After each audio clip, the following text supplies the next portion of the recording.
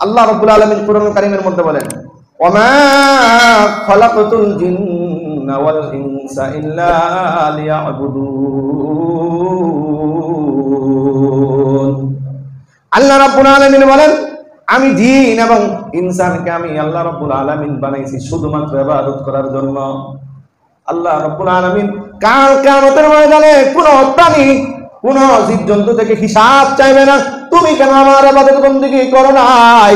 কোন কিছুর কাছে বলবে না কেন তুমি আমার ইবাদত বندگی করো নাই, এটার হিসাব দাও, ওইটার হিসাব দাও, কোনো কিছুই কারো কাছে কিন্তু চাইবে না।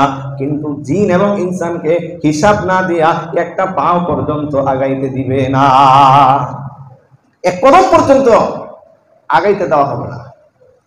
মুহতারাম হাজিরিন, জিন এবং ইনসান আল্লাহ রাব্বুল আলামিনের ইবাদত করবে, এটাই আল্লাহ রাব্বুল আলামিনের প্রত্যাশা। এটা আল্লাহ কি, আর এই ইবাদতটা যে করবে আল্লাহ রাব্বুল আলামিনের বাধ্যগত হয়ে, আল্লাহকে বড় স্বীকার করে আল্লাহর ইবাদত করবে, এটাই আল্লাহ তাআলা মানুষ থেকে চায়, এটাই আল্লাহ রাব্বুল আলামিনের প্রত্যাশা। মুহতারাম হাজিরিন, পৃথিবীর যত প্রাণী আছে সমস্ত প্রাণীর হায়াত সুনির্দিষ্ট এবং সুনির্ধারিত। কোন প্রাণী আল্লাহ রাব্বুল আলামিনের ইচ্ছার বাইরে জন্ম নিতে পারে নাই, আবার কোন প্রাণী আল্লাহ রাব্বুল আলামিনের ইচ্ছার বাইরে মৃত্যুবরণ করতেও পারবে না। পারবে? পারবে না। মুহতারাম হাজিরিন, আল্লাহ রাব্বুল আলামিন মানুষের এই বডির ভিতরে রূহ ফুঁকে দিয়েছেন, আত্মা দিয়েছেন। রূহ যতক্ষণ পর্যন্ত মানুষের জীবনে সচল থাকবে ততক্ষণ তার বডি নাড়াচাড়া করবে, কাজকর্ম করতে পারবে। রূহ নাই, তার বডি একদম নিস্তেজ হয়ে যাবে, শরীর থেকে একটা মাছি পর্যন্ত সে সরাইতে পারবে না। মুহতারাম হাজিরিন, আল্লাহ রাব্বুল আলামিন মানুষের জীবনের হায়াত সুনির্ধারিত, এই নির্দিষ্ট সময়টা শেষ হয়ে যাওয়ার পরে আল্লাহ রাব্বুল আলামিন নির্দিষ্ট একজন ফেরেশতার মাধ্যমে ওই মানুষের জানটা কবজ করে থাকেন। যিনি ওই জানটা কবজ করে থাকেন তার নাম হলো মালাকুল মউত। বলেন তার নাম কি? আমরা যাকে চিনি আজরাইল আলাইহিস সালাতু ওয়াস সালাম বলে। কুরআন কারীমের কোথাও আপনি পাইবেন না আজরাইল নামক বলে। যত জায়গায় জান কবজকারী ফেরেশতার কথা বলা হয়েছে সেখানেই বলা হয়েছে মালাকুল মউত। সেখানে কি বলা হয়েছে? মালাকুল মউত। মুহতারাম হাজিরিন, আজকের আমাদের আলোচনার বিষয়বস্তু হলো মালাকুল মউত কেমন, মালাকুল মউতের তার যে মৃত্যু, সে মানুষকে জান কবজ করবে, জান কবজের কিভাবে কি পদ্ধতিতে করতে পারে করেন, এই ব্যাপারে সংক্ষিপ্ত আলোচনা করার প্রয়াস চালাবো ইনশাআল্লাহ। মুহতারাম হাজিরিন, মালাকুল মউত হলেন একজন ফেরেশতা। মালাকুল মউত কি একজন ফেরেশতা। আল্লাহ রাব্বুল আলামিনের অগণিত ফেরেশতাদের মধ্য থেকে চারজন সবথেকে বড় ফেরেশতা, হযরতে জিবরাইল আলাইহিস সালাতু ওয়াস সালাম, হযরতে ইসমাঈল আলাইহিস সালাতু ওয়াস সালাম, হযরতে মিকাঈল আলাইহিস সালাতু ওয়াস সালাম, আরেকজনের নাম হলো মালাকুল মউত অর্থাৎ হযরতে আজরাইল আলাইহিস সালাতু ওয়াস সালাম। চারজনের কাজ ভিন্ন ভিন্ন ভাবে আলাদা করে আল্লাহ রাব্বুল আলামিন দিয়ে দিয়েছেন। আল্লাহ রাব্বুল আলামিন হযরতে জিবরাইল আলাইহিস সালাতু ওয়াস সালামকে কাজ দিয়েছেন, যত নবী কারীম আম্বিয়া আলাইহিস সালাতু ওয়াস সালাম দুনিয়াতে আসবেন সমস্ত নবীদেরকে আল্লাহ রাব্বুল আলামিন জিবরাইল আলাইহিস সালাতু ওয়াস সালামের মাধ্যমে বার্তা পাঠিয়েছেন, বিভিন্ন সময়ে ওহী অবতীর্ণ করিয়েছেন। হযরতে মিকাঈল আলাইহিস সালাতু ওয়াস সালাম তিনি রিজিক বন্টন বিভিন্ন বিষয়ে দায়িত্ব পালন করে থাকেন। হযরতে ইসরাফিল আলাইহিস সালাতু ওয়াস সালাম একটা শিঙ্গা নিয়ে আসেন, যখন আল্লাহ রাব্বুল আলামিনের অর্ডার হবে, যখন আল্লাহ রাব্বুল আলামিনের হুকুম হবে যে এখন কিয়ামত কায়েম হবে, তখন শিঙ্গার ভিতরে ফুৎকার দিবেন। ওই শিঙ্গার ফুৎকার কারণে পুরা পৃথিবী সব কিছু ধ্বংস হয়ে যাবে। আর হযরতে আজরাইল আলাইহিস সালাতু ওয়াস সালামকে আল্লাহ রাব্বুল আলামিন দায়িত্ব দিয়েছেন, মানুষের হায়াত যখন নির্ধারিত হায়াতটা ফুরিয়ে যাবে, শেষ হয়ে যাবে, তখন ওই মানুষের থেকে রূহটা কবজ করে নিয়ে আসবা। মুহতারাম হাজিরিন, মালাকুল মউত কে আল্লাহ রাব্বুল আলামিন দায়িত্ব দিয়েছেন, মানুষের রূহকে কবজা করার দায়িত্ব দিয়েছেন। এটা আমার কথা না, আল্লাহ বলেন। আল্লাহ রাব্বুল আলামিন বলেন, কুল ইয়াতাওয়াফাকুম মালাকুল মাউতিল্লাযী বুকিলা বিকুম সুম্মা ইলা রাব্বিকুম তুরজাউন। হে নবী, আপনি বলে দেন, ইয়াতাওয়াফাকুম মালাকুল মাউতিল্লাযী বুকিলা বিকুম, তোমাদের উপরে নিযুক্ত মালাকুল মাউত নামক যে ফেরেশতা তোমাদেরকে জান কবজা করে নিয়ে আসবে, এই কথাটা আপনি বলে দেন। তাহলে আমাদের জান কবজ হবে, আমাদের মৃত্যু হবে, ব্যাপারে কোনো নিশ্চিত নাকি অনিশ্চিত? কথা বলেন, নিশ্চিত না অনিশ্চিত? গভীর মনোযোগ ভালো করে বুঝবেন। হিন্দু বলেন আল্লাহ আছে, ভগবানও আছে, আবার হাজার হাজার মূর্তি আছে, আল্লাহর সঙ্গে শরীক করে। বৌদ্ধরা খ্রিস্টানরা বলে আল্লাহর সাথে শরীক করে, তিনজন করে বলে। ইহুদিরাও আল্লাহর সঙ্গে শরীক করে বলে। অর্থাৎ তাদের সৃষ্টিকর্তা পালনকর্তা একজন নয়, অনেকজন স্বীকার করে। মুসলমান স্বীকার করে আল্লাহ হলেন একজন। ও আমার মুহতারাম হাজিরিন, মানুষের প্রভু আল্লাহ একজন নাকি দুইজন নাকি কয়েকজন, এই ব্যাপারে সমস্ত মানুষের মধ্যে কিছু না কিছু মতনৈক্য আছে। কিন্তু মানুষ মৃত্যুবরণ করবে এই ব্যাপারে কোনো একটা মানুষের দ্বিমত নাই, ঠিক কিনা? কোনো দ্বিমত আছে? হিন্দুকে বলে আমি মারা যাবো না বলে নাকি? হিন্দু বলে মারা যাবে, খ্রিস্টান বলে মারা যাবে, বৌদ্ধ বলে মারা যাবে, সবাই বলে মারা যাবে। পৃথিবীর মধ্যে এক থেকে সব থেকে বেশি সত্য যে বিষয়টা, এই মৃত্যু নামক জিনিসটাকে কেউ কখনো অস্বীকার করতে পারেই না, আবার পারবেও না, ঠিক কিনা?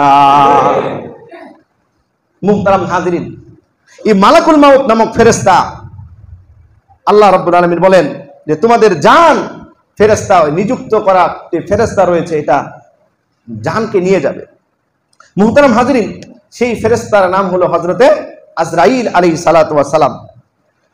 হযরতে আজরাইল আলাইহিস সালাতু ওয়াস সালামের কি পরিমাণ শক্তি আল্লাহ রাব্বুল আলামিন দিয়ে দিয়েছেন। পুরা পৃথিবীর কোন সীমান্ত আজ পর্যন্ত কোনো বিজ্ঞানী নির্ধারণ করতে পেরেছে? নির্ধারণ করতে পারে নাই। বলতে একটা সীমানা, কিন্তু এরপরে কি আছে আর বলতে পারে নাই। মুহতারাম হাজিরিন, কিন্তু আল্লাহ রাব্বুল আলামিন পৃথিবীর এক প্রান্ত থেকে আরেক প্রান্ত পর্যন্ত সব পুরা পৃথিবীটা হযরত আজরাইল আলাইহিস সালাতু ওয়াস সালামের সামনে একটা ছোট্ট একটা তস্তরি, একটা বাটি আছে, এই বাটির মতো হযরত আজরাইল আলাইহিস সালাতু ওয়াস সালামের সামনে আল্লাহ রাব্বুল আলামিন উপস্থিত করে দিয়েছেন। একটা বাটির মতো। আপনার সামনে যদি ছোট্ট একটা বাটি থাকে, এই বাটির ভিতরে কি কি আছে, ছোট্ট থেকে ছোট্ট কণাটা পর্যন্ত আমার আপনার সামনে ধরা পড়বে। পড়বে কি পড়বে না? আর আল্লাহ রাব্বুল আলামিনের এই ফেরেশতা হযরত আজরাইল আলাইহিস সালাতু ওয়াস সালামের সামনে পুরা পৃথিবীটাকে একটা বাটির মতো দিয়ে রাখছে। অর্থাৎ ওই বাটির মতো পুরা পৃথিবীতে যা যত জীবজন্তু আছে, যত মানব আছে, সব কিছুকেই হযরত আজরাইল আলাইহিস সালাতু ওয়াস সালাম, আমি আপনি বাটির মতো সামান্য ছোট্ট জিনিস যেমন আমার চোখের ভিতরে ধরা পড়ে, পুরো পৃথিবীর সবকিছুই হযরত আজরাইল আলাইহিস সালাতু ওয়াস সালামের চোখের মধ্যে ধরা পড়ে। এই শক্তি আজরাইলকে দিল কে? আল্লাহ। আরেকটু জোরে বলেন না কে? আল্লাহ। মুহতারাম হাজিরিন, কোন কোন রিওয়ায়াত আছে হযরত আজরাইল আলাইহিস সালাতু ওয়াস সালাম মানুষের বাড়িতে দৈনিক, প্রত্যেকটা মানুষের ঘরে দৈনিক 5 বার করে আসে। কয়বার? দৈনিক 5 বার করে আসে। প্রত্যেকটা মানুষের কাছে দৈনিক 5 বার করে আসে। আর ওই 5 বারের ভিতরে যদি আল্লাহ রাব্বুল আলামিন এর একটা হুকুম পায় যে এই বান্দাকে এখন জান কবজ করতে হবে, আজরাইল আর ফিরে যাবে না, আপনার আমার জান কবজ করে নিয়ে যাবে। দৈনিক 5 বার করে আসে। বুঝার বিষয়, দুনিয়ার ভিতরে আমি আপনি এত নাফরমানি করতেছি, এত নাফরমানি করতেছি, আমি আপনি যদি মনে করি আধা ঘন্টার ভিতরে আমার এমন একটা বিপদ আসতে পারে, ওই বিপদ থেকে বাঁচার জন্য আমি কত কিছুই না করি, কত কিছু কোনো ব্যবস্থা আমরা করতে চাই। কিন্তু আমার কাছে আপনার কাছে দৈনিক 5 বার করে আজরাইল নামক ফেরেশতা আসতেছে, এরপরও আমি আমার নিজেকে শুধরে নিচ্ছি না। মনে রাখবেন, যেইবার আল্লাহ রাব্বুল আলামিনের হুকুমটা হয়ে যাবে, আমার আপনার জানটা, অমুকের জানটা, আল্লাহ বলবে এখন নিয়ে নাও, সঙ্গে সঙ্গে আল্লাহ আমার আপনার জানটা কিন্তু তখন নিয়ে নিবে। তখন কোনো কিছু করলেও আর আফসোস করলেও কোনো লাভ হবে না, কোনো লাভ হবে না। মুহতারাম হাজিরিন, আল্লাহ রাব্বুল আলামিন এই মালাকুল মাউতকে যখন দায়িত্ব দিলেন, আগে পৃথিবীতে মানুষের মধ্যে কোনো রোগ ব্যাধি ছিল না। মালাকুল মাউত সরাসরি আইসা আল্লাহর যখন হুকুম হইতো, এই মানুষকে রূহ কব্জা করে নিয়ে যাইতেন। এখন মানুষরা আজরাইলকে অপবাদ দেওয়া শুরু করলো। আজরাইল আমাদের মানুষদের জান নিয়ে নিচ্ছে, অপবাদ দিয়ে নিচ্ছে।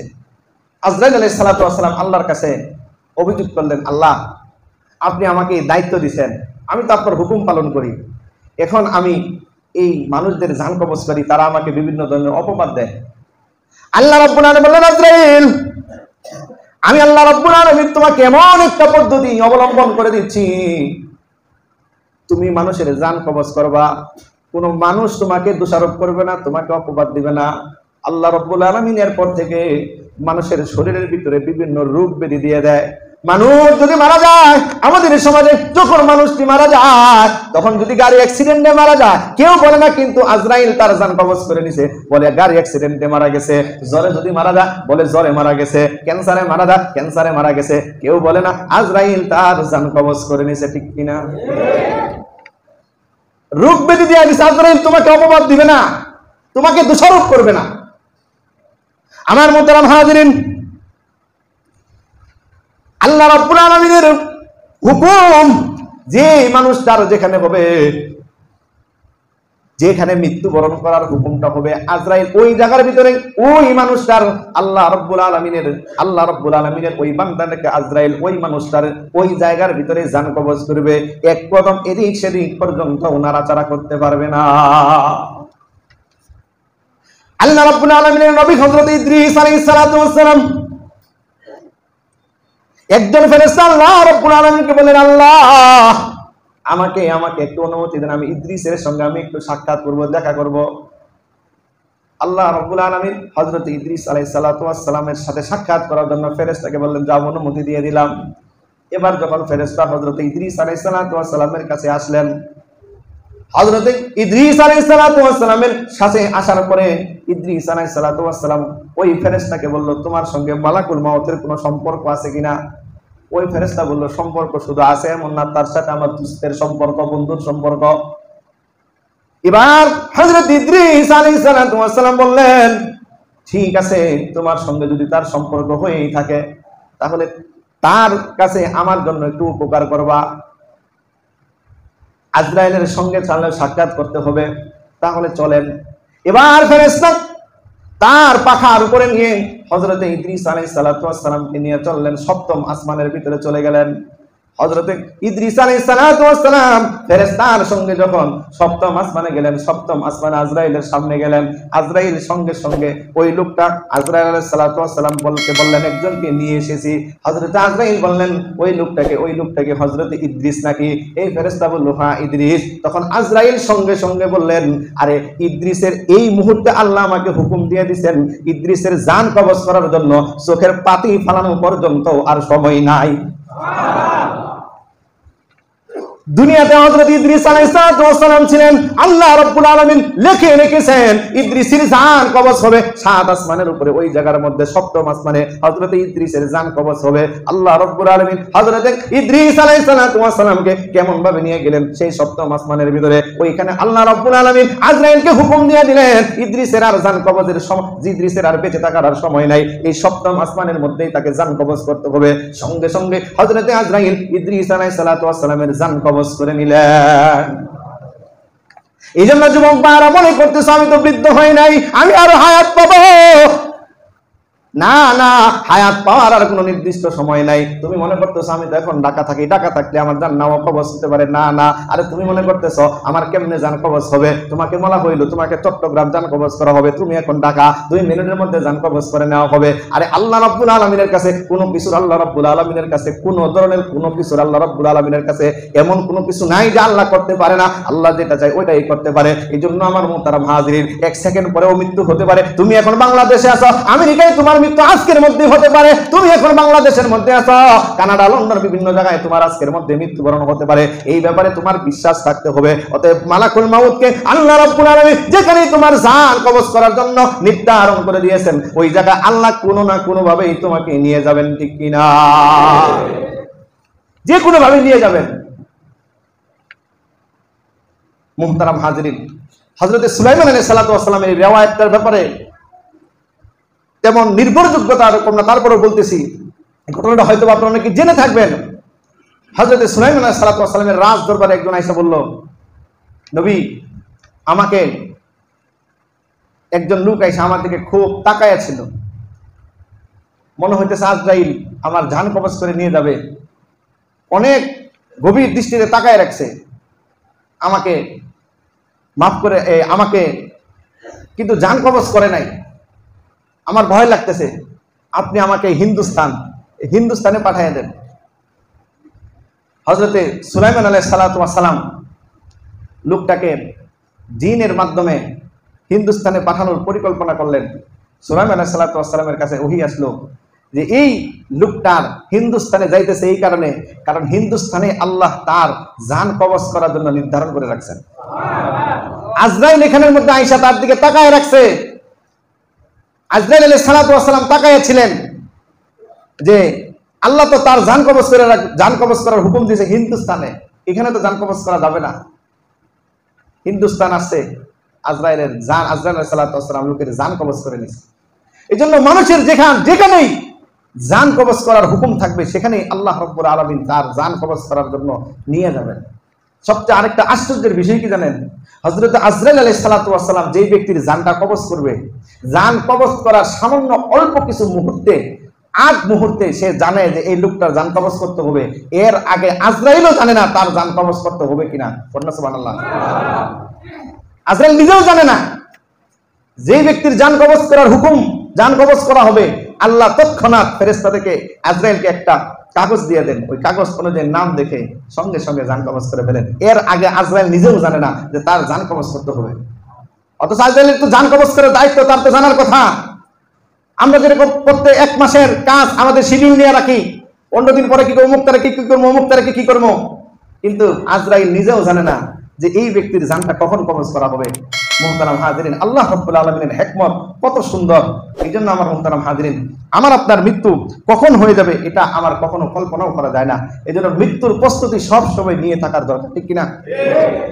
মুহতারাম হাজিরিন, মালাকুল মউত মানুষের জান কবজ করবেন কিরূপ ভাবে, কেমন ভাবে জান কবজ করবেন? পৃথিবীতে মানুষ 2 ধরনের, একজন হলেন নেককার, আরেকজন হলেন বদকার। একজন হলেন নেককার, আরেকজন হলেন বদকার। আল্লাহ রাব্বুল আলামিন বলেন, কুল্লু নাফসিন যায়িকাতুল মাউত, প্রত্যেকটা জীবিত বস্তুর জন্য মৃত্যুর স্বাদ গ্রহণ করতেই হবে।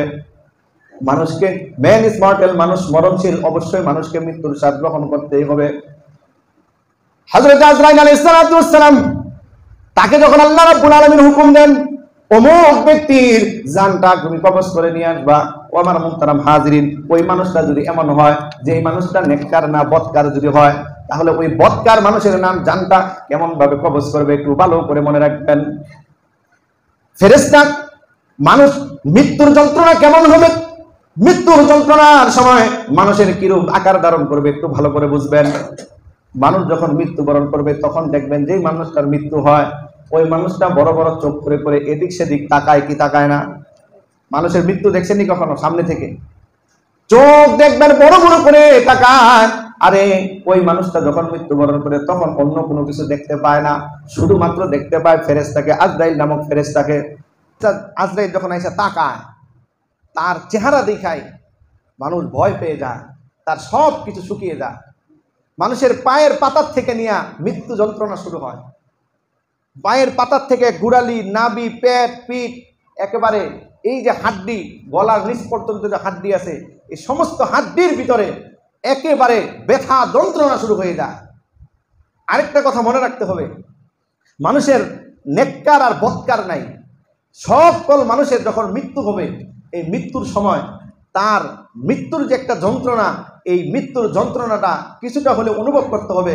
তবে বদকারের মৃত্যুর যন্ত্রণার এক ধরনের হবে, আর নেককার যখন মৃত্যুর যন্ত্রণা পাবে তখন ওই মৃত্যুর যন্ত্রণাটা তার কাছে কষ্টদায়ক মনে হবে না। মুহতারাম হাজিরিন, আল্লাহ রাব্বুল আলামিন কোরআন কারীমের মধ্যে বলেন, ওয়ান্নাজিআতি গরকা ওয়ান্নাশিতাতি নাশতা। আল্লাহ রাব্বুল আলামিন বলেন, কয় ওয়ান্নাজিআতি গরকা, যারা ডুব দিয়ে ছিঁড়ে ফেলে, টেনে নিয়ে আসে, পৃথক করে ফেলে, ওই সমস্ত ফেরেশতাদেরকে কসম করে বলতেছি। আল্লাহ রাব্বুল আলামিন বলেন, পাপীদের অন্তর ফেরেশতারা এমন ভাবে টান দিয়ে নিয়ে আসবে, ওয়ান্নাজিআতি গরকা, ডুব দিয়ে যখন একেবারে শক্তি সহকারে সমস্ত শক্তি ব্যয় করে যেমন ভাবে টান দিয়ে নিয়ে আসে, ওই সমস্ত ফেরেশতাদের কসম করে আল্লাহ রাব্বুল আলামিন বলেন, মুফাসসিরিনে কেরাম তাফসীর করার ক্ষেত্রে এইভাবে বলেন যে সজোরে টান দিতে হয়, কেমনে টান দিতে হয়। মুহতারাম হাজিরিন, গ্রামের বিভিন্ন এলাকায় মধ্যে দেখবেন শাপলা গাছ হয় পানির ভিতরে অনেক নিচের মধ্যে, যেটাকে বলা হয় শালুক। শালুক শালুক দেখছেন নি? উপরে শাপলা পানির উপরে, আর নিচে হলো শালুক। ওই শালুকটা অনেক নিচে ধরে থাকে, পানির বিলের ভিতরে অনেক নিচে ওই শালুকের, আর ওইটা পানির নিচে কিন্তু না, মাটির নিচে। আপনি যখন ডুব দিয়া ওই শালুকটাকে টান দিয়ে আপনি আনতে যান, আপনার 1 মিনিট অথবা আধা মিনিটের ভিতরে আপনার পানির উপরে বেশি আসতে হবে। আবার ওই শালুকটাকে সজোরে টান দিতে হবে। যদি শালুকটাকে সজোরে টান দিয়ে না আনতে পারেন, তাহলে পানির নিচে ডুবে মরে যাওয়ার আশঙ্কা থাকতে পারে। তাহলে ওই শালুকটাকে টান দেওয়ার জন্য আপনি যেই পরিমাণ শক্তি ব্যয় করবেন, যেই পরিমাণ কষ্ট ব্যয় করবেন, শক্তি ব্যয় করে শালুকটাকে টান দিয়ে আপনি পানির উপরে আপনি ভেসে যাবেন। ও আমার মুহতারাম হাজিরিন, যেই মানুষটা বদকার হবে, যেই মানুষটা নেককার হবে না, পাপাচারী হবে, পাপী হবে, ওই মানুষটার জানটাকে ফেরেশতারা এমনভাবে টান দিবে, এমনভাবে টান দিবে, আপনার রুহুর সাথে আপনার হাতের সম্পর্ক নারীর সাথে সম্পর্ক। যখন ফেরেশতা আত্মাটাকে টান দিবে, রুহুটাকে টান দিবে, রুহুটাকে টান দেওয়ার সঙ্গে সঙ্গে সমস্ত কিছুর সাথে কানেক্টটা শেষ হয়ে যাবে। আত্মাটা আপনার নিয়ে যাওয়া হবে। আপনি দাপড়াইতে দাপড়াইতে চোখগুলো বড় বড় করে দিবেন, মুখ দিয়ে গুলটা দিয়ে দিবেন, মুখ কোনো বেকা হয়ে যাবে, এমন কঠিন পরিস্থিতি হবে। কেউ আবার প্রস্রাব পায়খানা পর্যন্ত করে দেয়। পাপী মানুষের যখন মানুষটার ওই জানটাকে কবজ করা হয়, এর থেকে কঠিন করেও ওই ফেরেশতাগুলো টান দিয়ে নিয়ে আসবে রে মুসলমান। একজন পাপীর জীবনটা, জানটাকে এইভাবে নেওয়া হয়, এর থেকে আরো কষ্ট করে নেওয়া হবে। এর জন্য আমার আপনার সিদ্ধান্ত, পাপীর কাতারে থাকবেন নাকি নেককার কাতারে থাকবেন? জোরে কোন কার কাতারে থাকবেন? আল্লাহ পরবর্তীতে বলে ওয়ান্নাশিতাতি নাশতা, যারা মৃদুভাবে হালকা করে টান দেয়, অর্থাৎ নেককারদের জান কবজ করার জন্য মৃদুভাবে হালকাভাবে টান দেয়, এই সমস্ত ফেরেশতাদের কসম করে বলতেছি, মুফাসসিরিনে কেরাম বলে মৃত্যুর যন্ত্রণা নেককার মানুষও ভোগ করবে, বদকার মানুষও ভোগ করবে, কিন্তু পার্থক্য একটা আছে।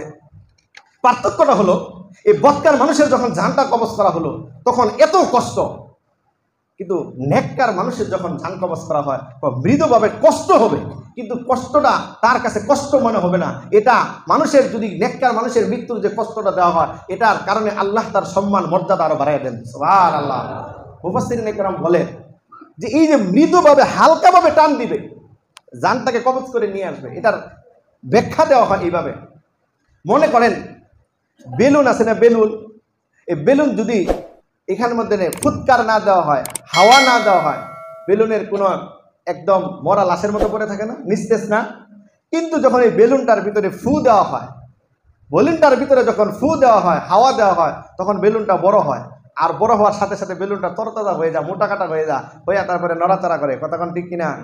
আমার আপনার জীবনের ভিতরে এই বডিটা যা আছে, এটা একটা নিস্তেজ বডি, এটার ভিতরে রূহ আছে বিদায় আমিও নড়াচড়া করি, আমিও বিভিন্ন ধরনের কাজকর্ম করি। বেলুনের ভিতরে ফু দেওয়ার কারণে, হাওয়া দেওয়ার কারণে বেলুনও উড়ে সরে এদিক সেদিক নাড়াচাড়া করে। আমার আপনার মধ্যে রূহ থাকার কারণেও আমি এদিক সেদিক নাড়াচাড়া করি। মুহতারাম হাজিরিন, ওই বেলুনের হাওয়াটা যখন আপনি ছাড়বেন, তখন একটু চাপ দিয়ে ছাড়বেন, চাপ দেওয়ার সঙ্গে সঙ্গে ওই গিট্টিটা যখন খুলে দিবেন, বেলুনের হাওয়াটা যে বের হয়ে যাবে, তখন 10 মিনিট লাগবে? কথা বলে 10 মিনিট লাগবে?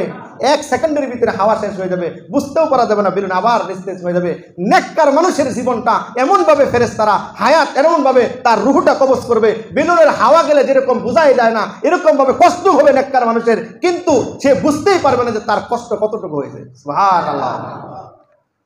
আবার এমনভাবে তাফসীর করে বিভিন্ন মুফাসসিরিনে কেরাম এইভাবে বলে, হাকিম আখতার দামাত বরকাতুহু আলিয়া পাকিস্তানের, উনি এটার ব্যাখ্যা এইভাবে করেন, কয় প্রেমিক প্রেমিকা, প্রেমিকের বাড়ি নদীর পার আর প্রেমিকার বাড়ি নদীর ওপারে। এখন রাত্রেবেলা প্রেমিকার সঙ্গে তার সাক্ষাৎ করতে হবে। প্রেমিকাকে একদিন না দেখলে তার জীবন চলে না, সে অস্থির হয়ে থাকে। এখন শীতের কনকনে রাত্রে আবার ঝিমঝিম ঝিরঝির ঝিরঝির বৃষ্টি হচ্ছে, অনেক সময় কনকনে শীতের ভিতরে কিন্তু আবার ঝিরঝির বৃষ্টি হয়। কেমন শীতটা হয়? ঠান্ডা। হঠাৎ করে সে বুঝতে পারলো আমি তো ঘর থেকে যদি চলে যাই আমার বাবা মা তো দেখে ফেলবে। এই জন্য সে কী করলো, লেপ যে আছে লেপটাকে মোটামুটি একটা মানুষের মতো বানিয়ে ওইটার উপরে কাঁথা জড়াইয়া দিয়া, এখানে শুয়ে আছে এটা বুঝাইয়া দিয়া মোটামুটি সে ঘর থেকে বের হয়ে আসছে, প্রেমিকার সঙ্গে সাক্ষাৎ করতে যাবে। প্রেমিকার সঙ্গে সাক্ষাৎ করতে গেলে যে যখন সে নদীর সামনে গেল, নদীর কাছে গেল, দেখলো নৌকা নাই। এত রাত্রে কি নৌকা মাঝি নিয়ে জিদ্দির বৃষ্টির ভিতরে থাকবে? কিন্তু তার মনের আশা নদী পার হয়ে গেলেও আমার প্রেমিকার সঙ্গে আমার সাক্ষাৎ করতে হবে। কিন্তু কষ্ট তো অনেক, সে মোটামুটি ভাবে সে ভাবলো যে কাপড় তো আবার পরতে হবে, এই জন্য সমস্ত কাপড় খুলে ফেললো, মোটামুটি নিচের কাপড়টা রাইখা সে পানির ভিতরে নামলো। কিন্তু পানির ভিতরে যখন সে নামতে গেল, কি ঠান্ডা, শরীর বরফ হয়ে যাচ্ছে। মুহতারাম হাজিরিন, এই প্রেমিক যখন এই খুব কষ্ট অনুভব করে তার প্রেমিকের সঙ্গে সাক্ষাৎ করার কথা যার মনে আসে, তখন এই বৃষ্টির কষ্ট, ঠান্ডার কষ্ট সব কিছু ভুলে যায়। কথা ঠিক কিনা? কারণ কিছুক্ষণ পরেই তার প্রেমিকের সাক্ষাৎ হবে। আমার আমার মুহতারাম হাজিরিন, নেককার একটা মানুষ যখন আল্লাহ রাব্বুল আলামিনের সাক্ষাৎ দেখতে পায়, নেককার মানুষের যখন জান কবজ করা হয়, যখন তার সামনে জান্নাতকে বাসিয়ে দেওয়া হয়, হুর গিলমান দেখতে পায়, আল্লাহ রাব্বুল আলামিনের বিভিন্ন ধরনের নিয়ামত দেখতে পায়, তখন সে মনে করে যতই তাকে কষ্ট দেওয়া হোক না কেন, কিছুক্ষণ পরেই তো আমার প্রেমিকের সঙ্গে সাক্ষাৎ হবে, কিছুক্ষণ পরেই তো আমার আল্লাহ রাব্বুল আলামিনের সঙ্গে সাক্ষাৎ হবে। এই জন্য নেককারের যখন জান কবজ হয়, তখন তাকে কষ্ট দেওয়া হলেও সে প্রেমিকের কারণে, প্রেমিকের সাক্ষাতের কারণে তার কাছে কোনো কষ্টই মনে হয় না, তার কাছে কোনো কষ্টই মনে হয় না। এই জন্য আমার মুহতারাম হাজিরিন, ওয়ান্না শীতাতি নাস্তা, যারা আলতোভাবে মৃদুভাবে জানটাকে কবজ করে নেওয়া হবে। মৃত মানুষকে যখন নেককার মানুষ হয়, তখন তার জানটা আস্তে করে নিয়ে যাওয়া হবে, সে বুঝতেই পারবে না, কষ্ট হলেও তার প্রেমিকের সঙ্গে সাক্ষাৎ করতে যাবে, আল্লাহর সঙ্গে জান্নাত নিয়ামত এগুলো দেখতে যাবে, এই জন্য তার কাছে কোনো কষ্টই মনে হবে না। সুবহানাল্লাহ। আমার মুহতারাম হাজিরিন, যখন কোনো মানুষটা নেককার মানুষ জান কবজ করে, নেককার মানুষের জান কবজ করা হয়, তখন ওই নেককার মানুষের জান কবজ করার ক্ষেত্রে এই মানুষটাকে ফেরেশতা আয়েশা তার বিভিন্ন ধরনের জান্নাত নিয়ামতের কথা বলা হয়। আল্লাহ রাব্বুল আলামিন কোরআন কারীমের মধ্যে বলেন, ফেরেশতা বলেন, ইয়া আইয়াতুহান নাফসুল মুতমাইন্না ইরজিই ইলা রাব্বিকি রাদিয়াতাম মারদিয়া ফাদখুলি ফি ইবাদি ওয়াদখুলি জান্নাতি।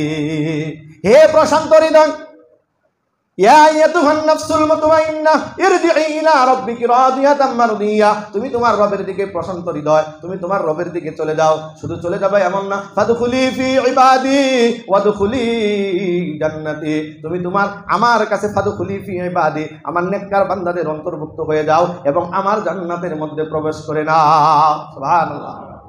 মুহতারাম হাজিরিন, হযরত মুহাম্মদ রাসূলুল্লাহ সাল্লাল্লাহু আলাইহি সাল্লামের কাছে আসছেন, আজরাইল আসছে, একমাত্র আল্লাহ রাব্বুল আলামিনের নবী হযরত মুহাম্মদ রাসূলুল্লাহ সাল্লাল্লাহু আলাইহি সাল্লামকেই আজরাইল মৃত্যু নেওয়ার ব্যাপারে, অর্থাৎ রূহ কবজ করার ব্যাপারে অনুমতি চাইছিলেন।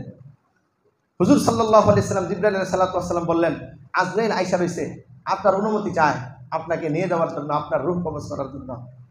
মুহতারাম হাজিরিন, সংক্ষিপ্ত করে বলতেছি, হযরত আজরাইল আলাইহিস সালাতু ওয়াস সালাম যখন মুহাম্মদ সাল্লাল্লাহু আলাইহি সাল্লামের কাছে আয়েশা জান কবজ করার জন্য বুকের ভিতরে হাতটা দিলেন, তখন রাসূলুল্লাহ সাল্লাল্লাহু আলাইহি সাল্লাম বললেন, আজরাইল, এমন মনে হচ্ছে যে তুমি আমার কাছে পুরা উহুদ পাহাড়টা আমার বুকের উপরে চাপাইয়া দিয়েছে।